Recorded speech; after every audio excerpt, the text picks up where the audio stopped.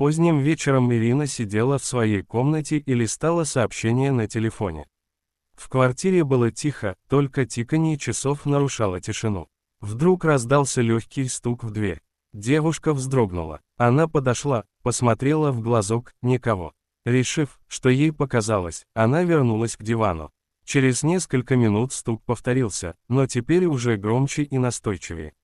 Сердце Ирины забилось быстрее. Она снова посмотрела в глазок и увидела силуэт мужчины. Фигура стояла неподвижно, прямо напротив двери. Собравшись с духом, Ирина открыла дверь и с ужасом увидела, что площадка пуста.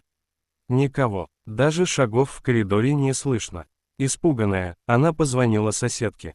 Соседка молчала несколько секунд, а потом тихо сказала: «Ирина, тебе нужно закрыть дверь и не открывать.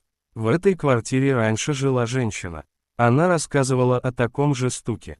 Говорила, что ее муж погиб на войне, но по ночам возвращается и стучит, как будто хочет попасть домой».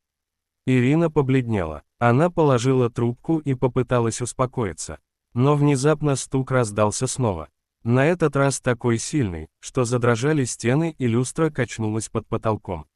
Девушка закричала, бросилась к двери и закрутила все замки.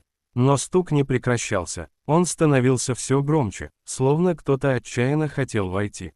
И вдруг, тишина. Ирина прижалась к стене, не веря своим ушам. Но когда она медленно посмотрела в глазок, сердце ее остановилось. Там, прямо перед дверью, кто-то стоял и ждал.